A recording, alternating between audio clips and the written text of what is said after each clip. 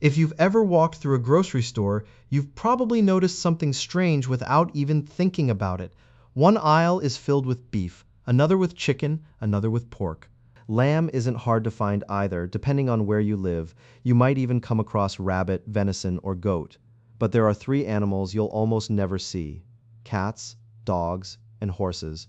Which is odd, because biologically speaking, they're all just mammals. They all have muscle. They all have fat. They can all technically be eaten.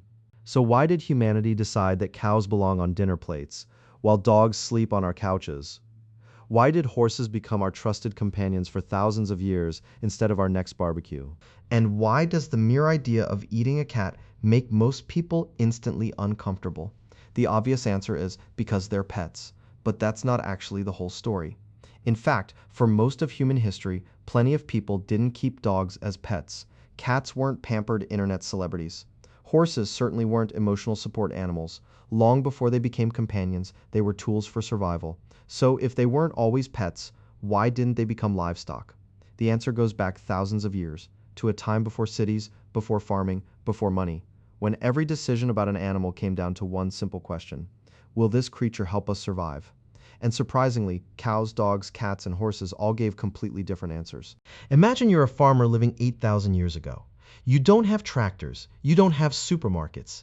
Every calorie matters. Every animal you raise has to earn its place.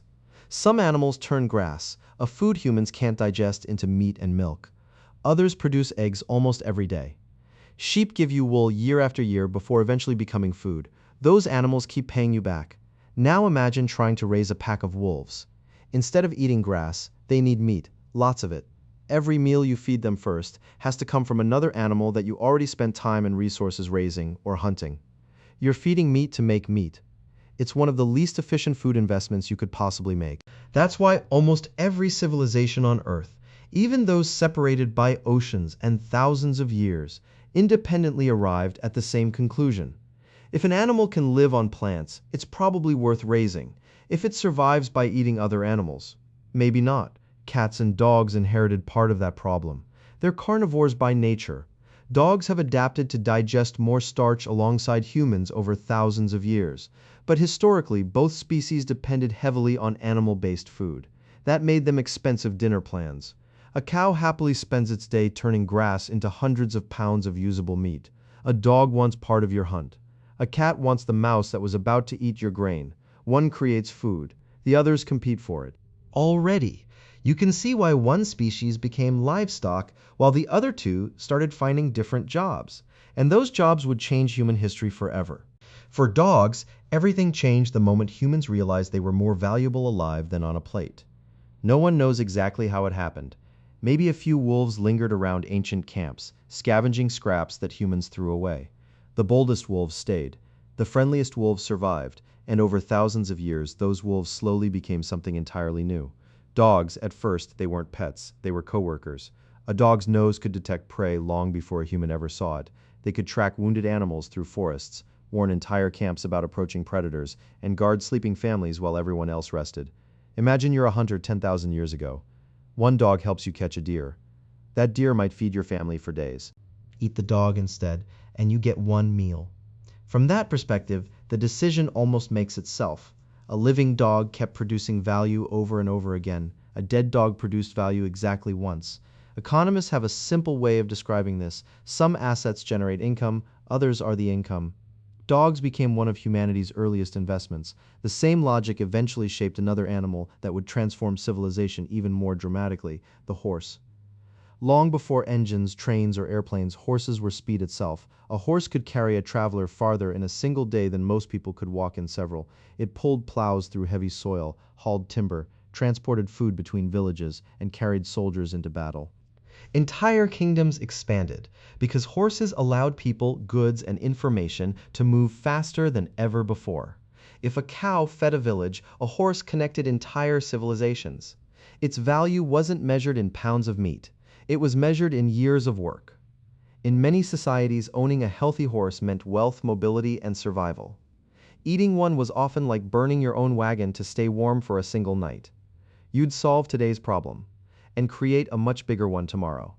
That's why, throughout history, horse meat usually appeared during desperate times. Wars, famines, long sieges. When food completely disappeared, people sometimes slaughtered the very animals they depended on.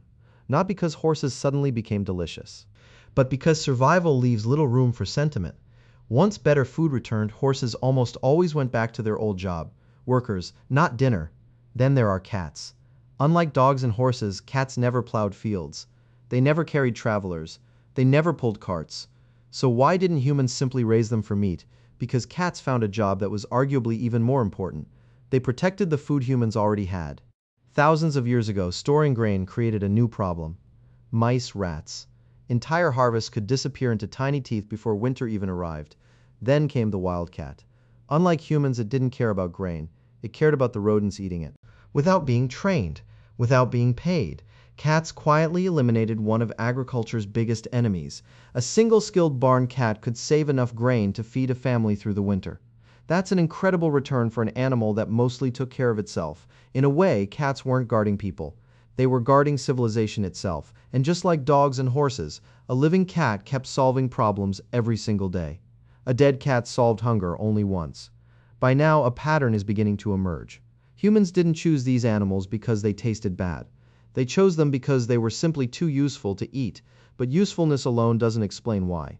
Today, the thought of eating a dog or a cat feels emotionally shocking to millions of people. For that, we have to leave economics behind and look at something even more powerful: culture. Imagine you're born into a world where dogs guard your home, horses carry your family across hundreds of miles, and cats keep rats out of your food supply. After a few generations, something interesting happens. You stop seeing those animals as resources.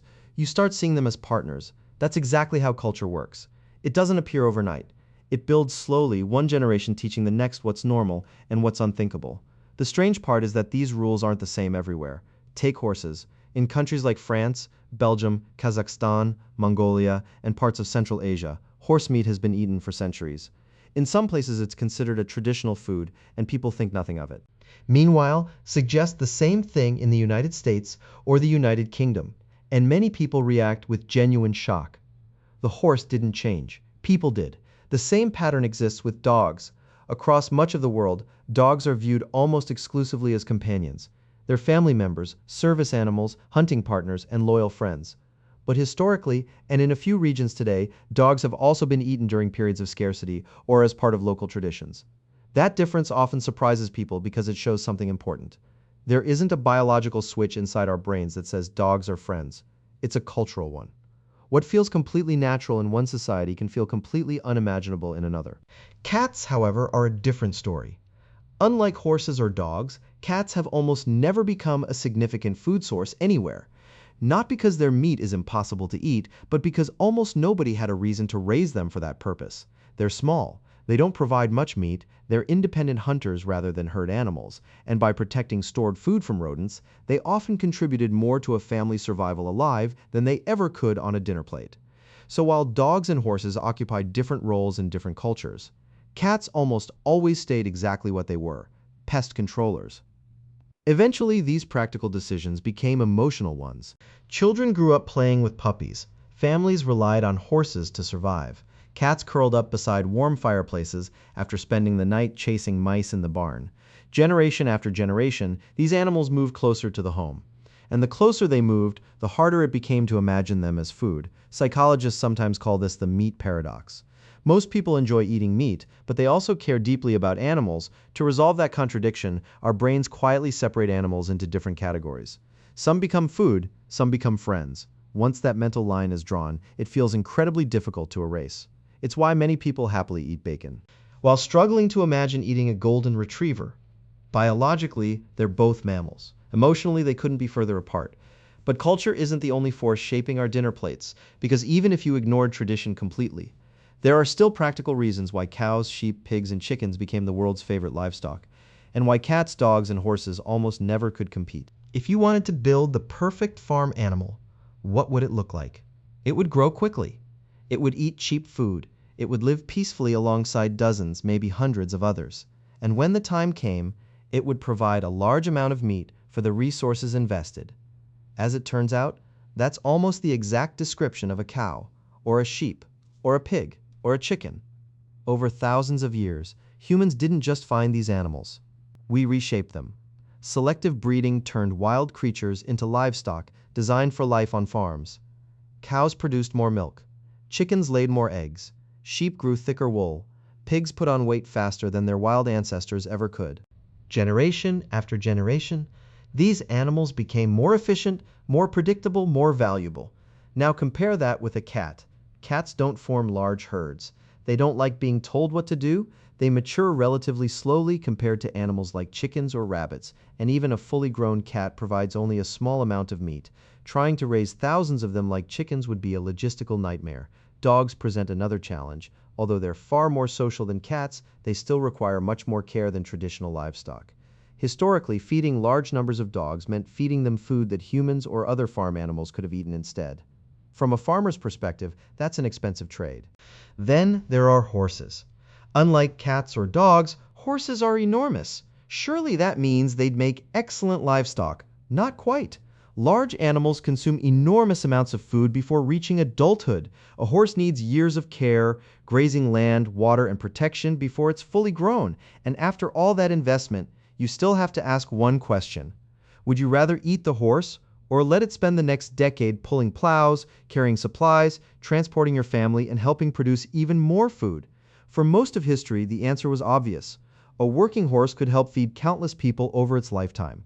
Slaughtering it early meant throwing away years of future value. That's something economists call opportunity cost. Every choice means giving up another opportunity. If you eat your horse today, you lose every harvest it could have helped plant, every journey it could have completed, every wagon it could have pulled. Sometimes the most expensive meal is the one you never should have eaten. The same principle explains why farmers across the world eventually settled on remarkably similar animals.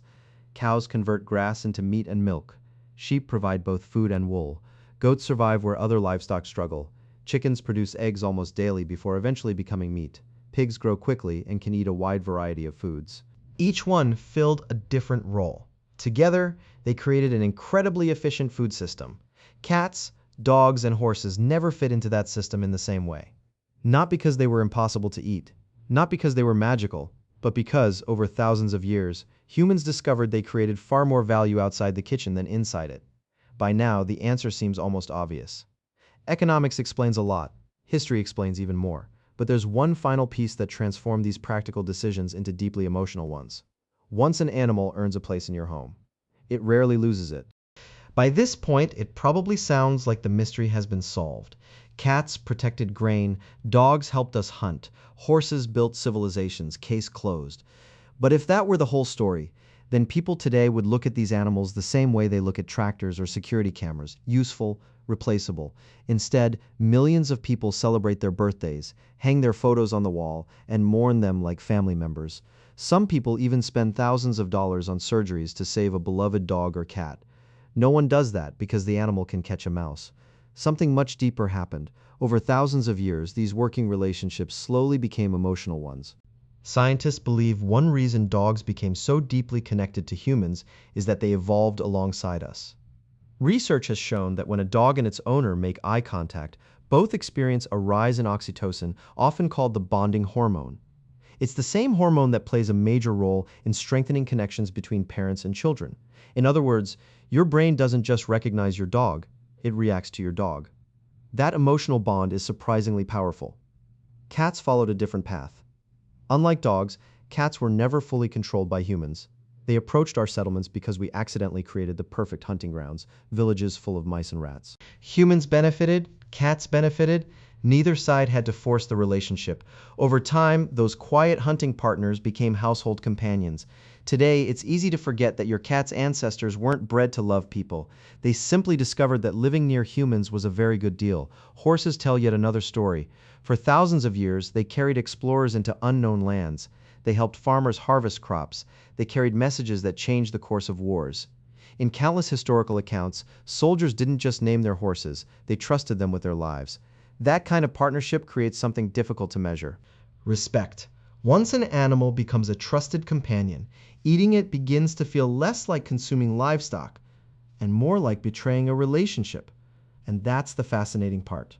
There's nothing in nature separating a cow from a horse or a pig from a dog. Nature doesn't recognize pets. Nature doesn't recognize livestock. Those are human ideas. Ideas shaped by thousands of years of history, economics, necessity, and emotion. If human civilization had developed differently, our dinner tables might look completely different today.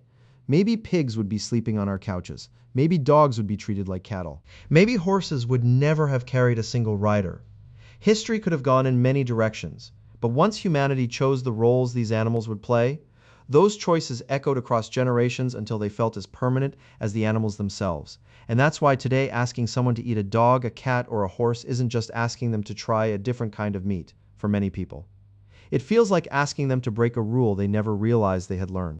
So, why don't we eat cats, dogs, and horses? It isn't because we can't. Their meat isn't poisonous. It isn't forbidden by biology. And history shows that, under extreme circumstances, humans have eaten all three. During famines, wars, and sieges, survival has always changed what people were willing to do. But those moments were the exception, never the rule. Because long before modern civilization existed, humans unknowingly made a decision that would shape every meal for thousands of years. We kept the animals that gave us the greatest return. Some turned grass into meat and milk. Some laid eggs. Some produced wool. Others protected our food, guarded our homes, found our prey, pulled our plows, carried our families, and connected entire civilizations. Those animals earned jobs instead of dinner plates. And once an animal became valuable outside the kitchen, something remarkable happened. Generation after generation, that practical choice became a cultural tradition. Then it became an emotional instinct. Today, most people don't stop to calculate the economics of raising a horse before deciding not to eat one. They simply feel that it's wrong. Most dog owners aren't thinking about ancient hunting partnerships when they throw a tennis ball. Most cat owners aren't thanking their pet for protecting grain stores from mice. The original reasons have largely disappeared, but the feelings remain. That's how culture works. The logic fades, the tradition survives. It's also a reminder that what we consider normal is often shaped by where and how we grew up. Around the world, different societies develop different relationships with animals based on their environment, history, and available resources. Those traditions don't always look the same, and understanding them helps explain why food customs vary so widely across cultures. At the same time, one pattern appeared almost everywhere.